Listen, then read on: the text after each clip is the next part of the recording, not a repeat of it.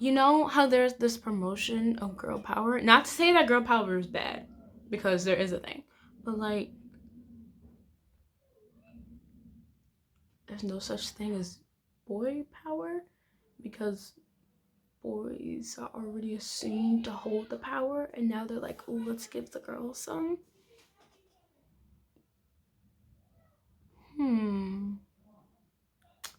Yeah, I thought I'd just bring that up real quick. It's fine. It's fine. It's fine. Hello, special children. What is up?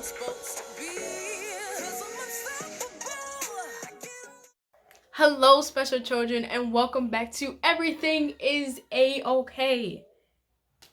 I haven't seen you guys in a while, and look, we're back at the bookcase. First, let's acknowledge the lighting, because it's on point today. Second, let's acknowledge the hair.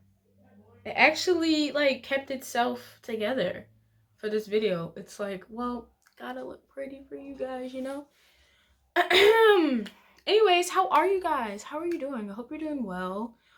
Let's just get right into the video. I don't want to hold you guys up. I'm kind of excited. Today's video, we're going to be talking about my top 10 female-led movies. Now, I didn't say these movies were going to be good, but they're my favorites. So, I'm just going to go through them, and I'm saving number 1 for last. We're going to do a Miss Mojo type of thing. Welcome to Watch Mojo. Okay, something you should know about me as this channel continues to grow. I typically do not go back and rewatch movies that I like, because, especially from when I was younger, because I'm afraid that once I go back and watch it, I'm gonna realize it wasn't that good. Like, for instance, one of my all-time favorite shows ever, I don't care what anyone says, all-time favorite shows is Pair of Kings on Disney. It was on Disney XD when I watched it, and I love that show so much. It was Micho Musso and Doc Shaw, and they played twins. I know. If you know who those people are and you see them next to each other, you're like, pardon, twins? I know. It's fine. It's fine. Anyways, I rewatched an episode. It was my favorite episode, and the humor wasn't there for me because, again, it was made for a younger audience, and I understand that. So that's why sometimes I'm a little iffy about going back and rewatching stuff I liked. So basically, this rating of how I did it from 10 to 1, like what's the favorite on this list and what's the least favorite, is how many times I'm going to go back and rewatch it. Sorry for the background noise, you guys already know. Anyways, at number 10 is Descendants. Now, when this movie first came out, which was in 2015, I loved this movie so much. It was the anticipated, Disney original movies. They are the anticipated movies of the summer for kids and teenagers, honestly. Now, as I'm older, I'm finding some qualms with it in both plot and characters. But that's not what this list is about. So, in present-day Oregon, Ben, the benevolent teenage son of King Adam and Queen Belle, offers a chance of redemption for the troublemaking offspring of Disney classic villains, Cruella de Vil, Maleficent, the Evil Queen, and Jafar. The concept in my head is like, that's brilliant. But if it was a darker tone, like if it was made for not for Disney, maybe Netflix, and it had a darker tone, I think they'd be more acceptable. But again, we're not really critiquing right now. I'm just explaining. The main character is Mal, which I thought was hilarious in 5 years. Was it 5? 6 years ago when I was 11 6 years ago. Oh my gosh. Oh, I didn't feel like that was a long time until I said 6 years ago. Anyways, I thought that was hilarious 6 years ago because Mal in Spanish means bad, and she's the daughter of a villain, and I just cracked up every time. And I thought I was so intellectual for getting that. What drives the plot is the fact that she wants her mother to be proud of her. And that's the key theme that I got from that movie. And that's what I related to. Like, I always want my parents to, geez, could you be any louder? Thank you. Next is the Cheetah Girls 2. Now, why did I not say 1? Why did I not say 3? There are 3 movies. It's a trilogy. Because when the first movie came out, I wasn't old enough to watch it. I think it came out in 2003, and I wasn't born until 2004. And the second one came out in 2006. But by then I was older, and they started playing reruns when I was like 5 or 4. And then, of course, I watched it as I got older, and it got on Netflix and all those things. And when I tell you the music in that movie, a lot of the music I listen to, I'm gonna be honest, is from Disney. Like, I have a whole playlist dedicated to, it's called Childhood Memories, and basically all of the songs in Cheetah Girls 2 is on that list because it's so good. Now, again, is this the best movie I've ever seen in my life? No, but it's nostalgic and it's one of my favorite. It has Raven-Symoné. Yes. Who was basically, I don't know who said it. I read it on Pinterest somewhere, but someone said she was the Beyonce of Disney Channel, and I can't argue with that because it's so true. Number 8 on the list is Captain Marvel. I know you're like, whoa, why is it so far down the list? Listen, I really, really, really do like this movie. And I was so excited when it came out. And the plot, I know I said I wasn't gonna do it, but the plot and the storyline was like, what? Especially the twist at the end. And Brie Larson I think she does a great job of making me feel all the things I'm supposed to feel. Like, I'm supposed to feel lost a little bit, and I'm supposed to feel betrayed towards the end of it, but also empowered because I'm not being lied to anymore. Like, it's a whole bunch of stuff, but I really do like this movie. I even have a poster on my wall. I kind of feel like showing you. Yeah, okay, whatever. Let's show. See, she's right there, just hanging out with Thor. For number 7, I have Mulan. I can watch Mulan like a couple of times. Like, that's why I'm doing it like this list like this, because like I can watch Mulan like twice a week. It's so good to me, and the message it's sending is beautiful. With hard work and dedication, you can get things done. You can. And that's one of the things I didn't like about Mulan 2, but people have already done rant videos. I don't need to.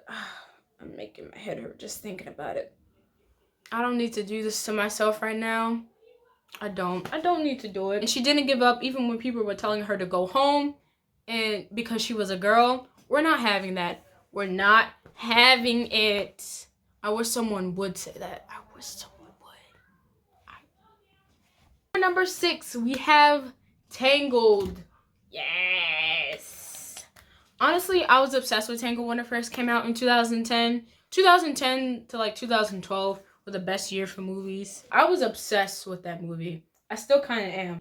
The plot is so good. My favorite character, of course, is Flynn Rider. Yes. Number 5.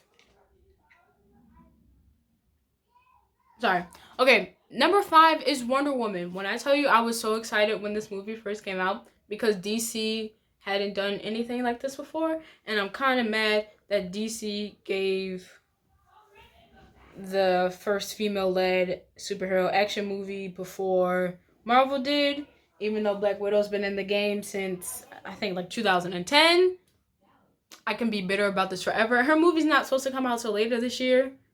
They've been trying to put this off forever. They didn't want her to be great. Anyways, I saw this movie at an old theater with well, not an old theater, but you know the theaters that look old on the outside and have like those billboards where they put up the black letters and stuff. I'll show you a picture.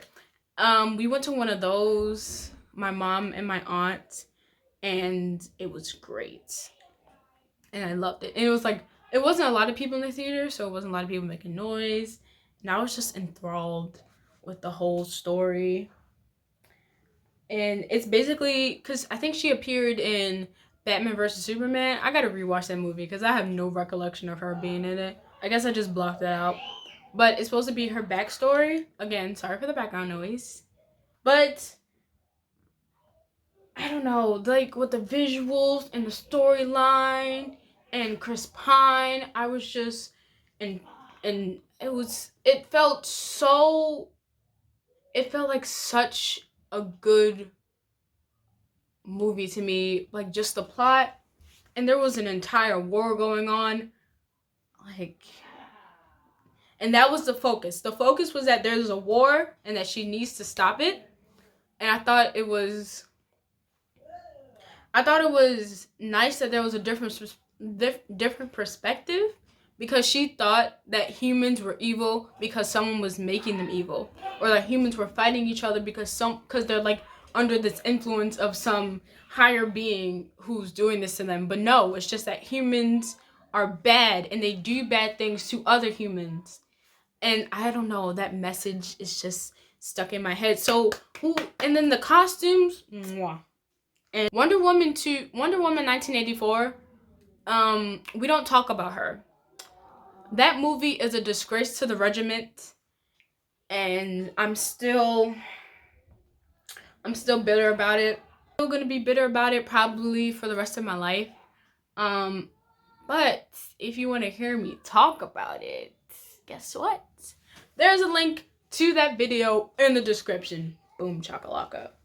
You can hear me talk about it there. At number 4, we have Little Women. I should specify. Little Women 2019.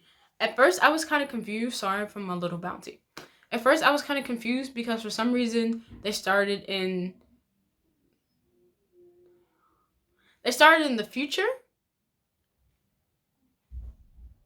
And then they went to the past. And the only indication that you had that it was traveling through time was the lighting. So the future was dreary and like muted tones. The main character was Jo March, and she loved to read and write. And that's what I like to do. And I don't know, this movie, it was also directed by a woman, and sometimes you can really tell. Like, there's this trilogy called To All the Boys I Loved Before, and the first one was directed by a woman, and you could definitely tell. But then the second one was definitely directed by a man, and I was like, something's off about this one, but I can't put my finger on it. And I was like, that's it. That's why it's a little different. Okay, next. At number 3, we have Knives Out. When I tell you this movie was so good, I love this movie so much. Marta was a registered nurse to a very famous and extremely rich man named Harlan Thursberry, and he's very old. One day we find out that he under mysterious circumstances kills himself, like slits his own throat. And I know that's like kind of graphic, but that's what happens. And a detective is hired to find out who did this to him, because his family doesn't think that it's a murder. So, but the plot and the characters and the casting, see, I knew Chris Evans was gonna have an important part. Like, nowadays you don't just throw Chris Evans in a movie, you know? Like, because I was like, why isn't he in this movie? Like, the first 30 minutes, you barely hear anything about him. Like, he's just there. But that's why. I'm not gonna spoil it because I kind of want people to go watch it. It's really good. Oh my gosh. That's why it's number 3 on this list. I kind of want to rewatch it now. Wow. And there was a Hamilton reference. When I tell you, I literally screamed. Like I ran downstairs to tell my parents because I love Hamilton. Oh my gosh, it was great. It was so good. I'm kind of speechless right now. But now I'm thinking about it again. It was by far one of my favorite movies. Number two, Dose.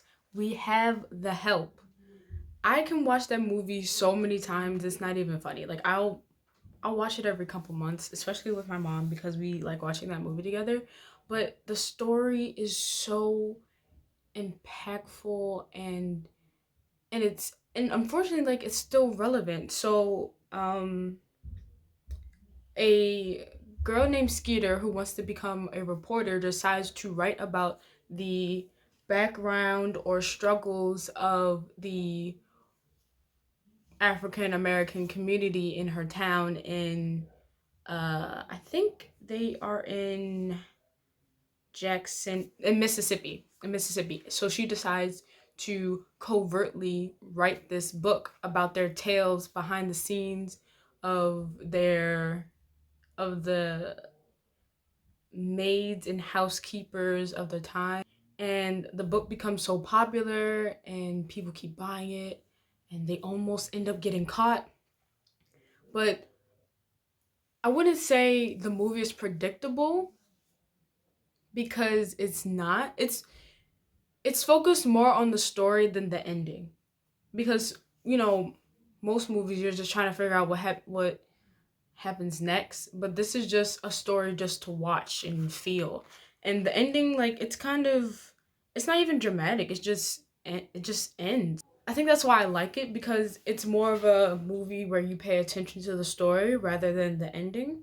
Because most movies you have to grab the attention and then keep it going all the way until the end. But for this one, it's just sit back, get angry with us about the unfair treatment of these women, and Octavia Spencer and Viola Davis and Emma Stone. They they are the main characters, I would say, in this, and they do an amazing job of keeping me entertained. Like I definitely recommend that movie. It's I love it so much. Now I want to rewatch that one too. Before we get to number one on my list, let's have some honorable mentions. We have Enola Holmes, Julie and Julia, Harriet, Matilda, Ocean's 8, Dark Phoenix, Tomorrowland, and Queen of Cotaway. And I'm a sucker for historic films. Like I love a good period drama, a good one. I kind of want you to guess. Okay, guess.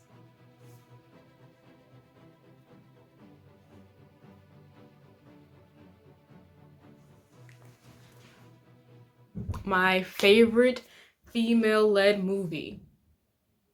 One that I can watch over and over again. That I've actually watched in like the past 2 months. That I'm probably gonna watch today. Is Hidden Figures. That movie was so good. Don't take me to the movies. Just don't take me. Because I will talk. I like to talk during a movie. To analyze things and to speak out loud, share my opinions, or TV shows. You don't want to watch anything with me, I swear. I'm the worst. I mean, it makes for good commentaries, but usually people just want to watch. Anyways, it's Taraji P. Henson, Octavia Spencer, and Janelle Monáe, and they kill it. They literally murdered it into the ground. And my favorite scene is when Taraji P. Henson is laying into, or Catherine Goebel at the time, is laying into her colleagues and trying to get them to understand her struggles because she just transferred from being a computer in the colored building of NASA to working as a computer with the people who are actually calculating where the astronauts are going to be landing their spaceships or how to get the spaceships even into orbit. one of the main situations that they place in the movie is that she always has to travel back to the colored building to go to the bathroom. And that one particular time during the scene that Taraji P. Henson slays is it's raining and she just got finished. Like it just builds and builds on top, and you just feel as angry or as annoyed as she is. I'm gonna link it in the description. It's so good. I can't even. And then all these people around her are being blatantly racist, but they don't know that because this is just how they act, or how it's just how they are. And I don't. The movie is so good. I'm gonna watch it today. Yeah, I'm definitely watching it today. Yeah. That is all for today's video. Thank you for staying this long. Thank you for listening to me ramble about my favorite top 10 female-led movies. I hope you enjoyed this list. Tell me what your favorite female actor is, or your favorite female-led movie. Hidden Figures, though, like, I'm recommending my top 3, which is Hidden Figures, The Help, and Knives Out. Knives Out probably should save for, like, 15 and older, but all those other ones, yeah, I just, they make me happy. That's all I gotta say. They make me happy. Okay, I'm gonna go. Again, make sure to like, comment, share, and subscribe, and I hope that everything is a-okay. Bye!